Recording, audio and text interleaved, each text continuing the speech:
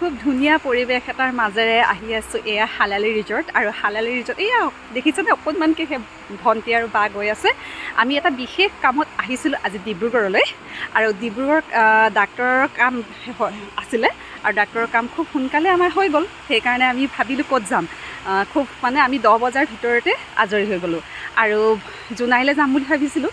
জোনাই এজনী ভণ্টি আছে আমাৰ, আৰু ভণ্টিৰ ঘৰত ভণ্টিও আজি বিশেষ কাম এটাত তাই মানে থাকিব নোৱাৰে। সেইকাৰণে আমি ক'ত যাম বুলি স্থিৰ কৰিলোঁ যে আমি চিলাপথাৰৰে হালালি ৰিজৰ্টলৈ যাম। আৰু এয়া প্ৰথম আমাৰ হালালি ৰিজৰ্টত খুব ধুনীয়া পৰিৱেশ, চাৰিওফালে গছ, সেউজীয়া সেউজীয়া সেউজীয়া, খুব ধুনীয়া পৰিৱেশ। আপোনালোকৰ ফেমিলি লৈ ধুনীয়াকৈ উপভোগ কৰিবলৈ আহিব পাৰিব এটা দিন। আৰু আমাৰো আজি ইয়াতে আমাৰ প্ৰথম দিন, কিন্তু বিৰাট ভাল লাগিছে।